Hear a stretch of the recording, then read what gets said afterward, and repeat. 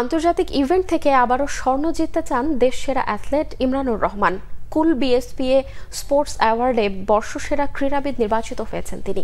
এছাড়াও পুরুষ ও নারী বিভাগে বর্ষসেরা ক্রিকেটার হয়েছেন নাজমুল হোসেন শান্ত ও ফারজানা হক পিঙ্কি।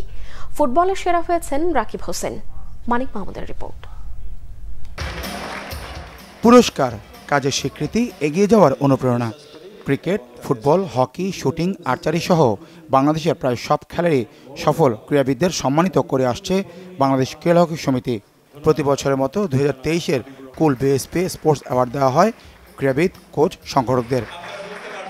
পারফরমেন্সের মূল্যায়নে বর্ষসেরা ক্রিকেটার 3 ফরম্যাটের অধিনায়ক নাজমুল হোসেন শান্ত, নারী বিভাগে ফারজানা হক পিঙ্কি, ফুটবলে রাকিব হোসেন, শুটিংয়ে কামরুন নাহার কলি, বক্সিংয়ে সেলিম হোসেন, টেবিল টেনিসে বর্ষসেরা হন রামহিম লিওন পম। সবচেয়ে আকর্ষণীয় বর্ষসেরা ক্রীড়াবিদের মনোনয়নে ক্রিকেটার শান্ত ও ফুটবলার রাকিবকে টপকে সেরা হয়েছেন কাজাকিস্তানে এশিয়ান ইনডোর অ্যাথলেটিক্সে 60 মিটার স্প্রিন্টে স্বর্ণজয়ী অ্যাথলেট ইমরানুর রহমান। এসএ গেমসে অ্যাথলেটিক্সে বাংলাদেশের স্বর্ণখরা কাটাতে চান ইমরানুর।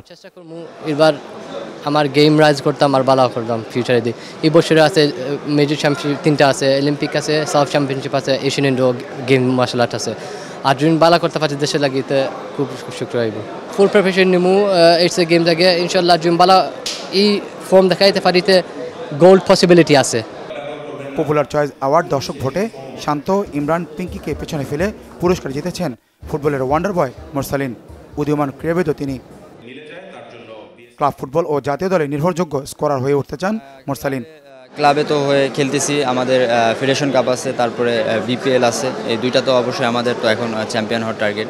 তারপরে সামনে আবার এফসি আছে, এটা আপাতত ক্লাবের হয়ে খুবই ভালো করা এটা টার্গেট। আর জাতীয় দলের হয়ে সামনে আরও এগিয়ে নিয়ে যাওয়ার জন্য নিজের পারফরমেন্স দিয়ে জাতীয় দলকে এবং ক্লাবকে।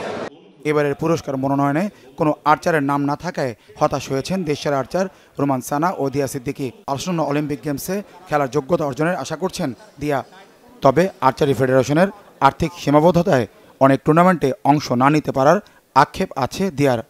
আসলে এটা বলবো আছে আর্চারির ব্যাড লাক নাকি সিলেকশনের ব্যাড লাক কিছু বলবো না। ও কিন্তু গোল্ড মেডেল অর্জন করছে।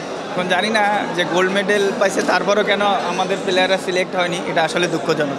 আমাদের এখানে একটু ঘাটতি আছে যে ফিনান্সিয়াল সাপোর্টের জন্য আমরা গেমে যেতে পারছি না।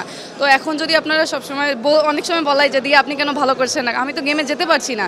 আমি ট্রায়ালে র্যাঙ্কিংয়ে সব জায়গায় ভালো করছি আল্লাহর রহমতে, এখন পর্যন্ত 1 নাম্বার আছি। কিন্তু আসলে ওই জায়গা থেকে যে আমাদের একটু ঘাটতি ফিনান্সিয়াল সাপোর্টটা আমাদের গেমে যাওয়ার জন্য যেসব আসলে অ্যাবিলিটি দরকার সেখানে হয়তো বা ঘাটতিটা ফেডারেশন পূরণ করতে পারছে না। আন্টালিয়াতে আছে জুনে ওয়ার্ল্ড কাপ, এটাই লাস্ট ওয়ার্ল্ড কাপ যেখানে আমাদের লাস্ট সুযোগ আছে। 4টা টিম হয়তো বা কোয়ালিফায়ার, 4টা ইন্ডিভিজুয়াল আর মিক্সড টিম 2টা এরকম। তো মিক্সড টিম, ইন্ডিভিজুয়াল টিম 3টাতেই আমাদের সুযোগ আছে। আশা করা যায় যদি ফেডারেশন আমাদেরকে নিয়ে যায়, তো আমরাও আশা করছি ইনশাল্লাহ। আমরা জানি যে হয়তো বা নিয়ে যাবে, বাট সবসময় আশা থাকে। আমাদের তো অলিম্পিক খেলার অবশ্যই ইচ্ছা আছে এবং ডিরেক্ট কোয়ালিফাই করার ইচ্ছা আছে। তো সেক্ষেত্রে বলবো যদি নিয়ে যায় ইনশাল্লাহ আমরা সেখানে প্রুভ করবো যে আমরাও পারি এবং আমরাও করে দেখাতে পারবো ইনশাল্লাহ। কুল বিএসপি স্পোর্টস অ্যাওয়ার্ডে বর্ষসেরা কোচ হয়েছেন আলফাজ আহমেদ। সেরা সংগঠক হয়েছেন কাবাডির সাধারণ সম্পাদক ডিএমপি কমিশনার হাবিবুর রহমান। অনুষ্ঠানে মনোমুগ্ধকর সাংস্কৃতিক আয়োজনে বিমোহিত হয়েছেন আমন্ত্রিত অতিথিরা। মানিক মাহমুদ, বাংলা ভিশন, ঢাকা।